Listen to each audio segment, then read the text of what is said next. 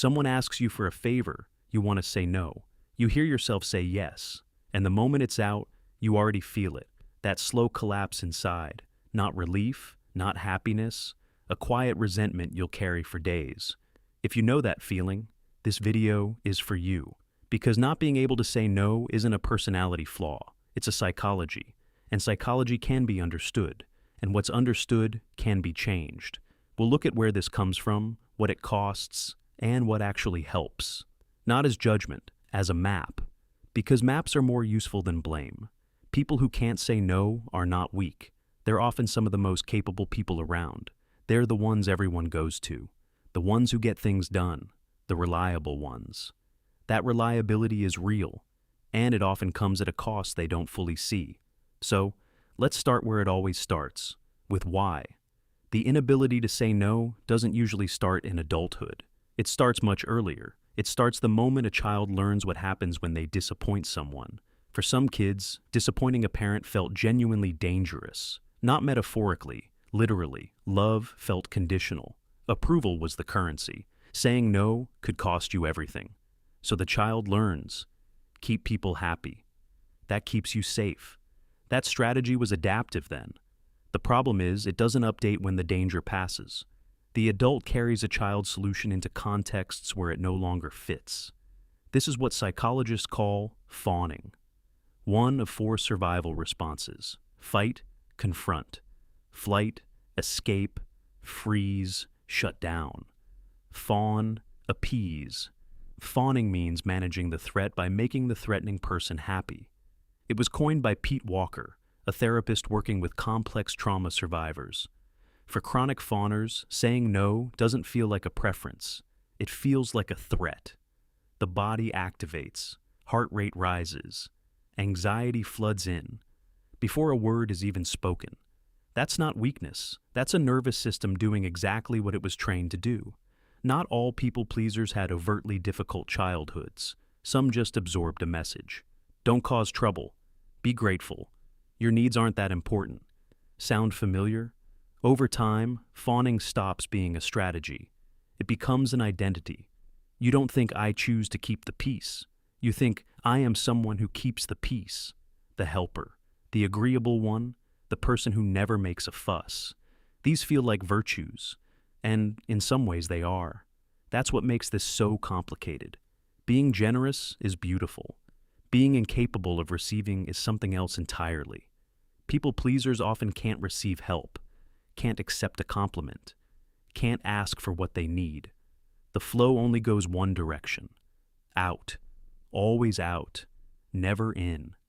This creates a deep imbalance in relationships, in energy, in sense of self. And here's something that surprises people. Constant yes-saying builds hidden resentment. Not toward others necessarily, often toward yourself. For not protecting yourself, you end up exhausted, quietly bitter, and not fully sure why. That's the pattern. There's also a cognitive piece. People pleasers are often convinced others can't handle a no. They overestimate the fragility of others and underestimate their own right to exist as a full person. That's not selflessness, that's self-erasure, and they're not the same thing. Let's talk about what this actually costs, because it's more than people realize.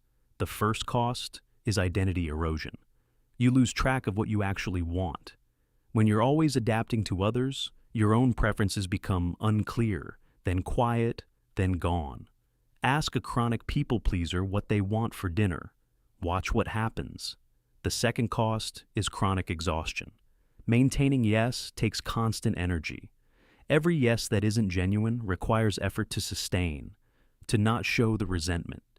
People pleasers often carry the exhaustion of 2 jobs, the job they do and the performance of fine.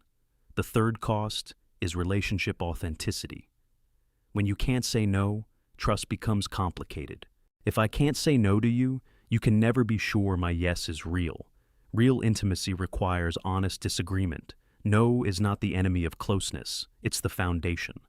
The fourth cost is mental health. Chronic people-pleasing is strongly linked to anxiety and to depression. When your life is built around others' needs, your own go unmet for years. Unmet needs don't disappear. They become chronic stress, then physical symptoms. All of this sounds heavy, because it is. But it's also reversible. That's the important part. Let's look at why saying no feels physically impossible for some people. The body mechanics.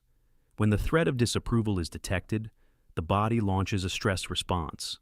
Cortisol, adrenaline, muscle tension, the same response as physical danger. For chronic fawners, the mere thought of disappointing someone triggers this cascade. That's why just say no advice is so unhelpful. You're not dealing with a preference. You're dealing with a nervous system. The body needs to learn that saying no is safe. That's the actual work. There's also the role of the social brain. Humans are wired for belonging. Rejection from the group was, evolutionarily, a death sentence. That fear of rejection hasn't caught up with modern reality. The brain still runs old code. So, saying no to a colleague, a friend, even a stranger, can feel like social death. The brain doesn't distinguish between social rejection and physical threat as clearly as we'd like. All of this means the solution isn't willpower. It's gradual nervous system reprogramming, which sounds complicated. But the basic moves are simpler than you think. Let's get to those. The actual tools. Starting with what happens inside before you can say anything. The first thing to learn is the pause. The gap between stimulus and response. Right now, for chronic fawners, the gap doesn't exist. Request arrives, yes, launches. The goal is to insert even a small delay. Let me check my schedule. I'll get back to you. These aren't lies, they're bridges. Time to consult the part of you that knows what you actually want. In that pause, notice what your body is doing. Tightness, relief, dread. The body knows before the mind decides. Tightness usually means no wants to be said. Second tool, separating obligation from choice. Asking, do I want to?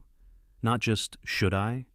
Most people pleasers live entirely in the should world. Want barely gets consulted. The shift toward want doesn't mean becoming selfish. It means becoming honest. Third tool, practicing low-stakes no's. Start with the small stuff.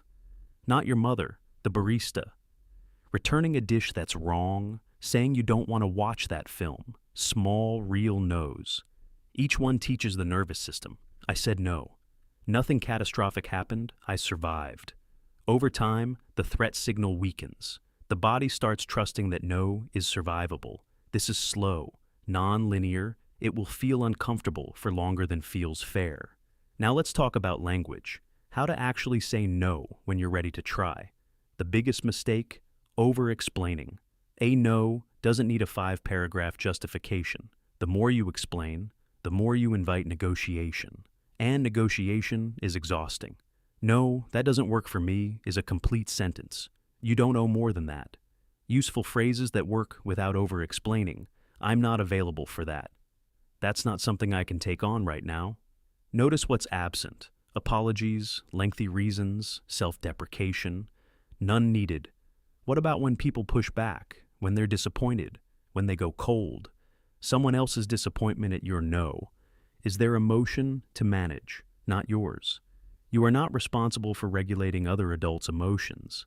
That's a fundamental misunderstanding many people-pleasers carry. Caring about someone's feelings? Yes. Taking over management of those feelings? No. Some people will push harder when you set limits. That tells you something important about them. A person who respects you will be fine with an honest no, even if they're momentarily disappointed. That momentary discomfort, on both sides, is the price of authenticity. Worth paying. The relationships that survive your honest no, those are the ones worth keeping. Now, the deeper work. Because tools help, but the pattern runs deep. It needs more than phrases. The deep pattern is a belief. My needs don't matter as much as others. That belief needs examining. Where did that belief come from? Whose voice is telling you your needs are secondary? Often it's a parent, a teacher, a culture, a religion, a relationship that went wrong. Identifying the source doesn't excuse it, but it does separate you from the belief. This is you questioning something that was handed to you, not something that's simply true. Therapy, specifically trauma-informed therapy, can help rewire this at the source. Not because you're broken, because you learned something that protected you then and limits you now. Safe relationships also do this work. Consistent experiences where saying no is met with respect. Every time someone honors your no, your body updates its prediction. Slowly, but it updates. Self-compassion is not optional here. You're undoing something that took years to build. You will say yes when you meant no, many times. That's part of the process, not a failure. The direction of travel matters more than the speed. Even slow progress rewires, and every small, honest no, however imperfect, is a vote for who you're becoming. Here's what's on the other side of this work. What no actually gives you. First, your yes becomes meaningful again. When you can say no, people trust your yes. Second, your energy goes where you actually want it, not everywhere, somewhere. Third, you stop accumulating resentment. The quiet bitterness starts to lift. Fourth, relationships become more real. You show up as a person, not a service. People can actually like you, not the compliant version, the actual you. And fifth, you develop something you might not have experienced much, self-respect. Self-respect isn't earned by what you achieve. It's built by how you treat your own needs. Every time you honor a genuine no, you're treating yourself like someone worth protecting. You are not difficult for having needs. You are not selfish for having limits. You are human, and humans who can say no, with kindness, are actually easier to be in relationship with. Because you know where they stand, because their yes means something, because they're real. If this resonated, subscribe. New psychology every week. We go deep. See you next week. And in the meantime, you're allowed to say no, just so you know.